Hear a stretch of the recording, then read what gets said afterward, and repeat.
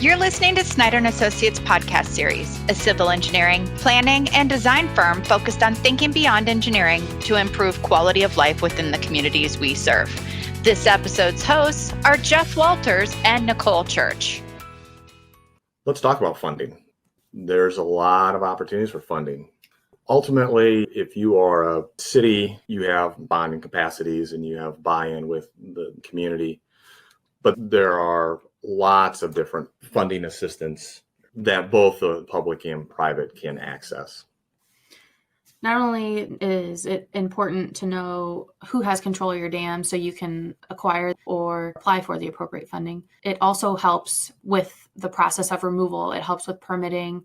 It helps the consultant helping you, or if you're private, it helps you decide who do you need to talk to, which agencies need to be involved. When you're accessing funding, are you applying for several funding opportunities and maybe you're not allowed to use one with another one? Or maybe there's a layering effect where you went after some state funding and then you decided to go after some Fish and Wildlife Service or Corps of Engineer funding. Right.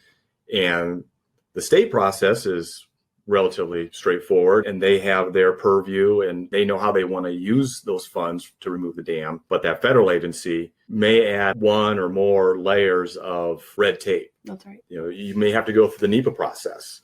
You might have to tack on a year or two or three. Right. And additional funding for the project. Yeah. Much like our FEMA project in Ames, where great money. Mm-hmm. It was readily available, but it took more time. It did. If you are a community that is willing and has the time to use those funds, to access those funds, and are willing to go through that process, the money is there for you, whether it's EPA, Fish and Wildlife Service, FEMA. The funding buckets vary from year to year, but they could be $25,000 to maybe $100,000 a year. If you happen to be a community that utilizes SRF, you can tap into the Clean Water SRF funding. Granted, you can't necessarily use Clean Water SR funds with certain other funding mechanism like a mitigation bank. Exactly. But you're entitled to up to 10% of the amount of the loan that you have with SRF. For some communities, especially if they have very large wastewater treatment programs, that can be a very large amount of money. A lot of times the funding assistance might come with additional monitoring. It might require additional documentation on the back end. So you've received the funding, you've removed your dam, and now you have to monitor your river for 10 years. Or now you have to, if it's Corps of Engineers Section 206, it might take 10 years just to remove the dam because they have to go through their process internally. Right. If you want your dam removed quickly, you have to consider funding assistance that will allow you to do that. If you don't mind if it takes 10 years, then you're open to pretty much everything. Right. The Iowa Department of Natural Resources and Corps of Engineers have a database that we access that provides us with ownership. And there are definitely gaps in there from who owns it or who thinks they own their dam, which can be an issue. There are probably hundreds of dams that are very, very small in size that are likely privately owned that don't show up on this database. The information just isn't there because it's on private property. Right. Someone just built a dam and has a small farm pond. Private landowners can still access EPA funding. They can still access Fish and Wildlife Service funding. There's several assistance options available if the dam is privately owned. If it is a farm pond, Iowa Department of Agricultural Land Stewardship offers funding assistance. The NRCS offers funding assistance. With IDOLs, you could contact your soil water conservation district and see if they would offer funding assistance for water quality benefits. There's so many opportunities for funding if it's a privately owned dam, whether it's on an intermittent channel or a pond. Funding assistance usually comes with a laundry list of water quality monitoring or visual assessments, vegetation assessments, which is all great because likely your goal is some sort of water quality improvement or stabilization. So it's good to follow up once you've completed that project. You want to be aware of any of those catches that might come on the back end of the funding assistance before you dedicate time and resources to go after that funding. If the funding is acquired, it doesn't matter if the EPA completes their own survey or Fish and Wildlife completes their own survey, or if the landowner completes the survey.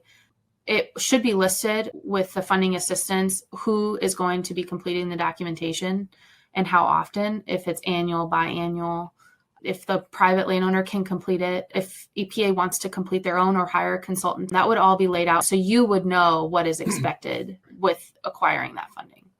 So while the Corps of Engineers, SRF, Fish and Wildlife Service understand that safety is important, that's not their purview. They're interested in saving lives, but their goal is improvement to the environment.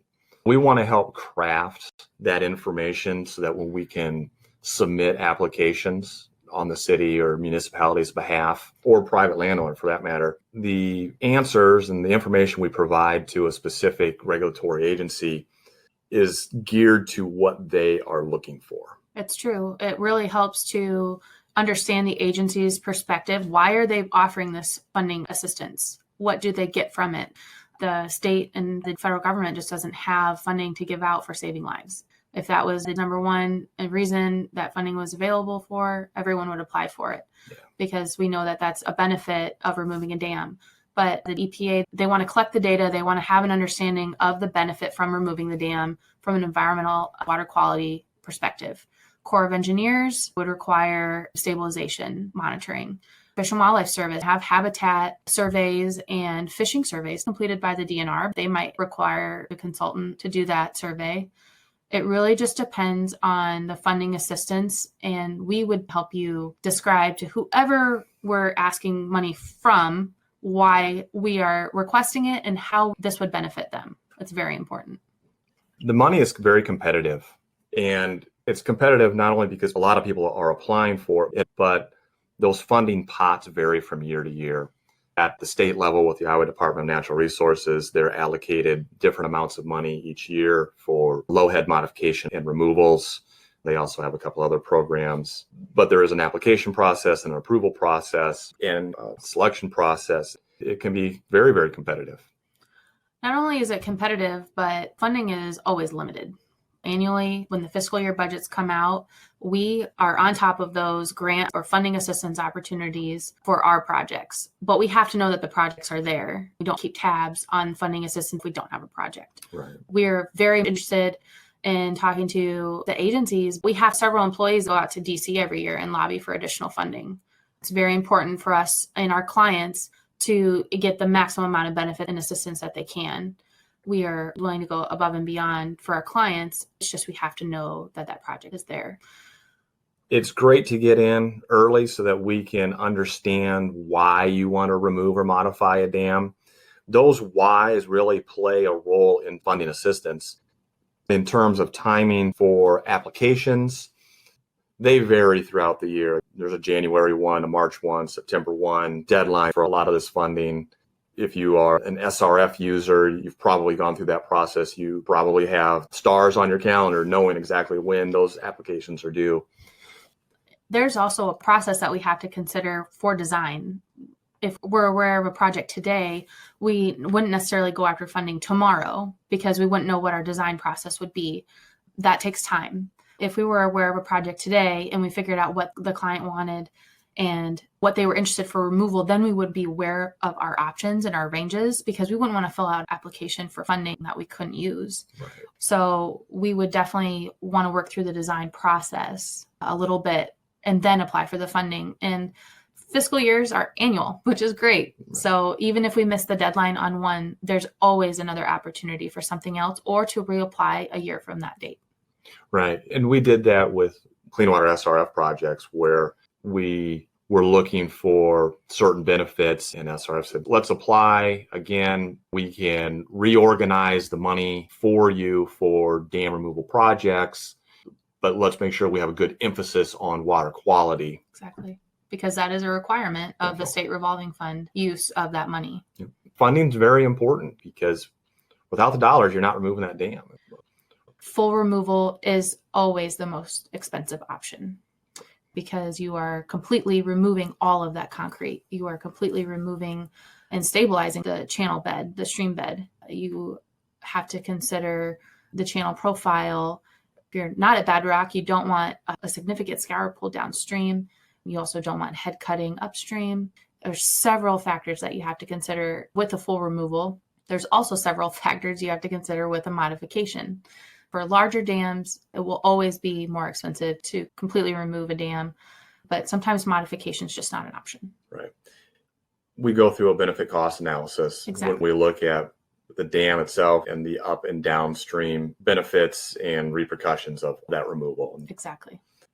So briefly, we touched on Squaw Creek here a couple times, but that was FEMA Hazard Mitigation Grant Program, and that program paid for 85% of the dam removal and the in-stream structure, bank stabilization, design, and environmental documentation for that project. Right. And that's just it. With the funding assistance that FEMA and the DNR provides for failure structures, it's important to also know the condition of your dam. If it's a low-head dam that you just want to remove, that's one thing. If it's imminent to fall into the river, that's a different story. I guess the condition of the dam would also be important to know as we would proceed with funding applications and assistance. Right. One funding mechanism that we didn't list out, but is gaining a lot of popularity in the Midwest, is mitigation banking, specifically for streams. We were very fortunate to be the first in the state to have a stream mitigation bank that was based on dam removal in Fort Dodge. It was a very unique process, not only because it was the first in the state, but we were removing 2 dams with one project. And we had a full removal of the little dam. Then we had initially a full removal of the hydro dam, but circumstances with some regulatory agencies, specifically SHPO, required us to keep some of the dam for historical purposes. The benefit of removing the dam above and beyond water quality, safety, recreational benefits was the city of Fort Dodge is going to reap the benefits of being a mitigation bank so they can sell stream credits, which help to pay off the bond for this project. And that money will go to future recreational endeavors within the Des Moines River. As part of that process of funding assistance review for that particular project, we started off not with mitigation banking. Before we even got involved, the city went to the Corps of Engineers and asked for their help with Section 206. So the Corps of Engineers would essentially remove the dam on behalf of the city of Fort Dodge. It wasn't free. It was going to cost 50-50. And the Corps of Engineers would have had to gone through their own internal sections, their own branches internally for review, which would have tacked on quite a bit of money. The city of Fort Dodge decided to look at SRF funding from the DNR, which would have worked out. It would have paid for most of the dam removal. Yeah, the Clean Water SRF funding would have paid for a substantial amount of the project, but we came up with the idea of removing the dams as part of a mitigation banking process. Worked with the Corps of Engineers, the EPA, and the DNR. They agreed this would be a great candidate project, but one of the conditions was with a mitigation bank, you can't use federal funds for a mitigation bank. Right. So the city had to decide, and they went with the mitigation banking option. That process added about a year, but it also gives the city great financial flexibility in how they can use future dollars. That's right. So, mitigation banking is a great opportunity if those other funding mechanisms don't work. Thank you for listening to Snyder & Associates podcast series, a civil engineering, planning, and design firm focused on thinking beyond engineering to improve quality of life within the communities we serve. Find content related to this episode on snyder-associates.com.